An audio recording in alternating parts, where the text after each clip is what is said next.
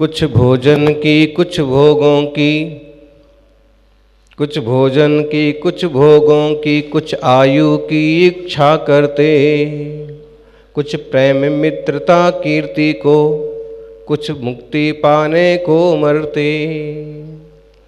जितना जिसका उद्देश्य बड़ा, उसका उतना जीवन संवरा। जितना जिसका उद्देश्य बड़ा, उतना उसका जीवन संवरा। उद्देश्यम शरणं गच्छामि अर्हन्ते शरणं गच्छामि, अर्हन्ते शरणं गच्छामि। कुछ भोजन की कुछ भोगों की, कुछ आयु की इच्छा करते हैं। बहुत लोग ऐसे हैं कि जिन्हें भोजन उपलब्ध नहीं होता है तो चाहते हैं कैसे भी भोजन मिल जाए। भोजन बहुत जरूरी है। शरीर चलाने के लिए भोजन जरूरी है, जीवन चलाने के लिए भोजन जरूरी है, और मन चलाने के लिए भजन जरूरी है। जीवन सुंदर बने, तन सुंदर बने, इसके लिए भोजन जरूरी है, और मन सुंदर बने इसके लिए भजन जरूरी है। भोजन की इच्छा बहुत लोग करते हैं, लेकिन भजन की इच्छा बिरले लोग करते हैं। कुछ भोजन की स्वाभाविक है, भूख लगेगी तो खाने के लिए दौड़ेगा, लेकिन खाना जीव का स्वभाव नहीं है। आप कहोगे लेकिन जब तक खाने की व्यवस्था नहीं हो तब तक कोई आता भी नहीं है। आजकल तो कोई कार्यक्रम सक्सेस करना हो तो बोलो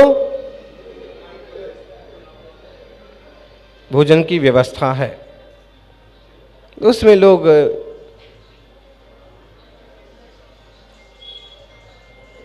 पेट के विकल्प से मुक्त होकर के उपस्थित हो जाते हैं। तो कुछ लोग भोजन की इच्छा करते हैं, कुछ लोग भोगों की इच्छा करते हैं। ये सारी भागम भाग, सारी कमाई किस लिए की जाती है? भोजन उपलब्ध हो, उसके आगे भोग। भोग का मतलब शादी हो जाए, विवाह हो जाए, गाड़ी आ जाए, लाड़ी आ जाए, इसके लिए सब कुछ चलता रहता है। कुछ भोजन की, कुछ भोगों की, कुछ आयु की इच्छा करते। उसके बाद आयु की इच्छा भी रहती है लोगों की। कोरोना के चक्कर में कितने लोग डिस्टर्ब हो गए, अकाल में चले गए, और कैसे भी अपनी सुरक्षा लोग कर रहे थे। और अभी भी जरूरत है कि आप अपनी सुरक्षा करें। देखिए इन्होंने कैसे मास्क बांध रखा है, सिर पर मेवाड़ी साफा और मुंह पर हिंदुस्तानी मास्क। और एक तरह की शिक्षा है कि समझदारी इसी में है कि चार लोगों के बीच में आते हैं तो मास्क लगाइए। उससे कम किसी की हवा से, किसी के थूक से और किसी की छींक से सहज बचाव हो जाता है।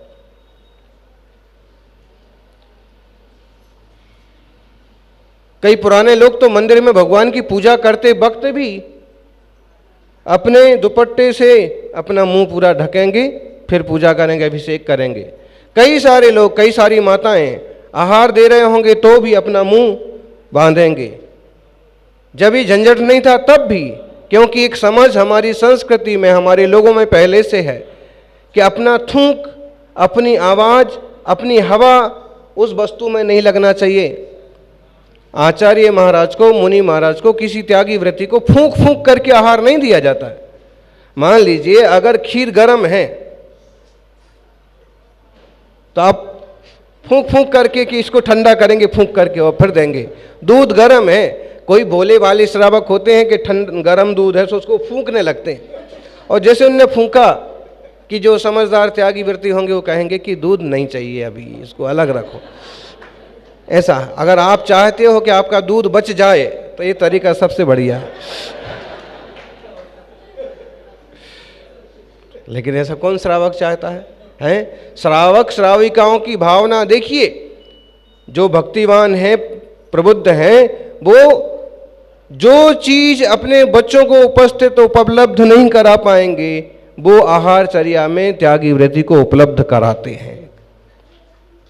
भक्ति तो है, लेकिन अगर आपने फूंक दिया तो नहीं लेंगे। क्यों? क्योंकि जब हम ये किताबें नहीं पढ़ते थे और ये सारी चीजें नहीं थी, तब भी पता था कि इसमें वायरस हो सकता है, हवा में, थूक में, छींक में। तो कुछ लोग भोजन के लिए, कुछ लोग भोगों के लिए मरते हैं। घर बनाना है, किस लिए बनाना है? कमाई करना है, किस लिए करना है? सबके पीछे उत्तर एक रहेगा, भोग। योग करना हो, साधना करना हो तो उसके लिए तो कोई भी सुश्रावक के यहां आहार हो जाएगा।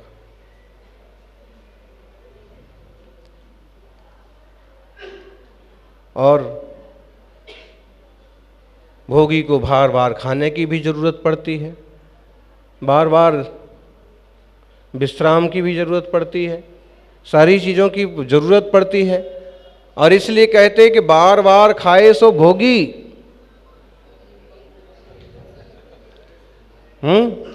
एक बार खाए सो योगी, दो बार खाए सो भोगी, बार बार खाए, 3 बार खाए सो रोगी। और बार बार खाए, पता नहीं उसकी क्या दशा होगी, क्या दशा होगी।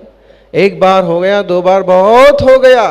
वो भी दिन में होना चाहिए, शुद्ध होना चाहिए, पैकेट बंद नहीं होना चाहिए, फास्ट फूड नहीं होना चाहिए, बाजार का अभक्ष खान पान नहीं होना चाहिए।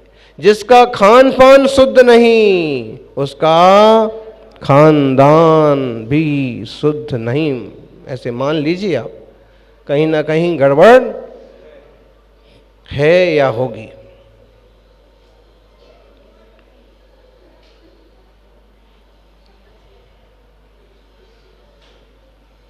आहार शुद्धो सत्व शुद्धि। आहार शुद्धि में मन की शुद्धि होती है। तो कुछ भोगों की भी इच्छा करते हैं, आयु की इच्छा करते हैं, जीते रहें। और इंसान है, सौभाग्य है कि मनुष्य का जीवन मिला है पूरी आयु जीना, 12 व्रतों का पालन करना और अंत में 13वें सल्लेखना समाधि व्रत के साथ में समाधि मरण करना।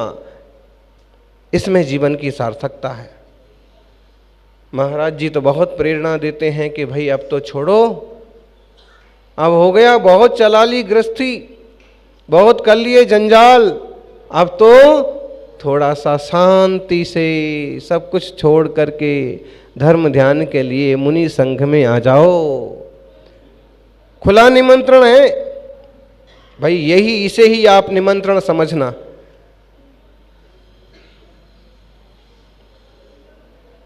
लेकिन ये निमंत्रण पसंद नहीं आता।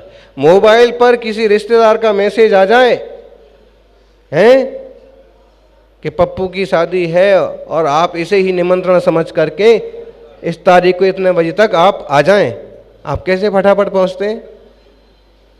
पहुंचते हैं लोग, वो निमंत्रण स्वीकार करते हैं। कभी हमारा निमंत्रण भी स्वीकार करो।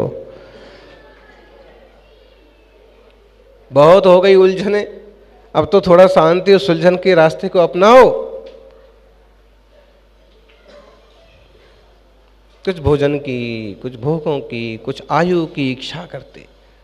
कोई नहीं चाहता है 90 साल का होने के बाद भी कोई मरना नहीं चाहता है। 100 साल का आदमी भी अस्पताल में भर्ती होने चला जाता है। मुंबई मलाड की बात है, शायद गुरुदेव जब सन्मति सागर जी पधारे थे तो एक बुजुर्ग को लाए और बताया कि इनके प्रतिमा है। हाँ, तो इनकी प्रतिमा है, इनके व्रत हैं और इनको कैंसर बताया है और डॉक्टर ने कहा है 6 महीने से ज़्यादा इनकी नहीं है जीने की संभावना। तो आचार्य महाराज बोले कि भाई जब तुम्हारा वारंट कट ही गया है तो सल्लेखना समाधि शुल्लक के व्रत क्यों नहीं लेते हो? तो नहीं, अभी नहीं। उनके साथ वाले भी ऐसे ही निकले, नहीं नहीं अभी नहीं, अभी थोड़ा सा इनके लिए घास का जूस, साग का जूस, पत्तों का जूस ये निकाल करके देते हैं, ये डॉक्टर ने कहा है। कौन थे? लेकिन ये सामने की घटना है, जब बैठे थे, हम भी बैठे थे और कुछ श्रावक भी बैठे थे, शायद आप लोग भी बैठे थे। हाँ, तो फिर आचार्य महाराज बोले कि भाई जीवन का हित साधने का यही तरीका है कि सब जंजाल से मुक्त हो जाओ, संघ के सानिध्य में रहोगे तो परिणाम सुधरे रहेंगे, ठीक रहेंगे, आपका भला होगा। लेकिन उनको बात समझ में नहीं आई और फिर उसके बाद 3-4 महीने के बाद उनका फैसला हो गया। अब कैसी रही उनकी प्रतिमाओं का पालन कैसे हुआ, किसने कैसे निभाया वो जाने।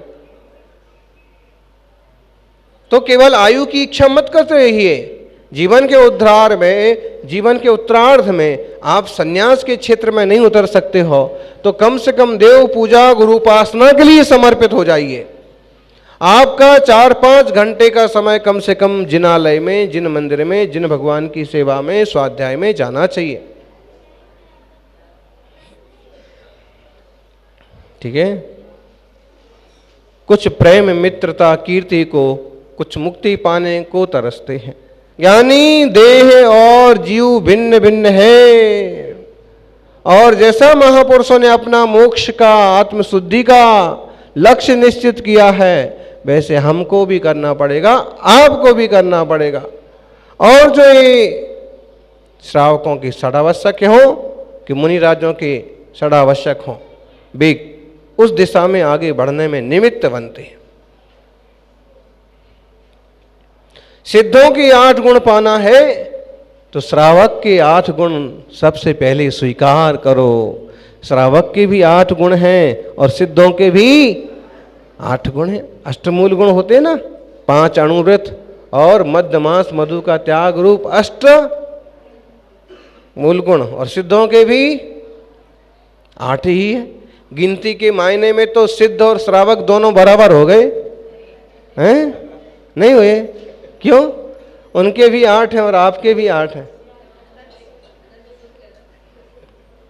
क्यों बराबर नहीं है? इसलिए बराबर नहीं है, गिनती भले बराबर है लेकिन वो परिपूर्ण शुद्ध हैं, परम वीतराग हैं, और यहाँ अशुद्धता पर्याय में विद्यमान है, द्रव्य में भी विद्यमान है और गुणों में भी विद्यमान है।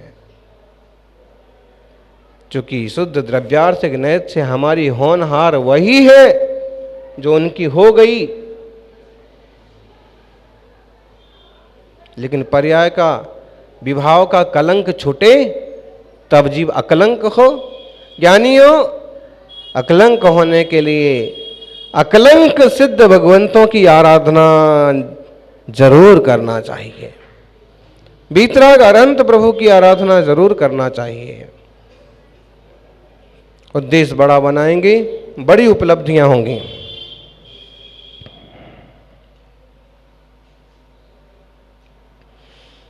गांव में एक आदमी रहता था,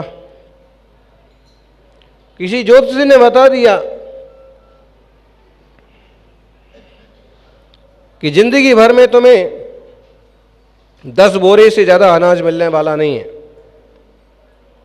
पूरी जिंदगी में तुम्हें 10 बोरी अनाज मिलेगा, उसमें ही तुम्हें पूरी जिंदगी चलाना है।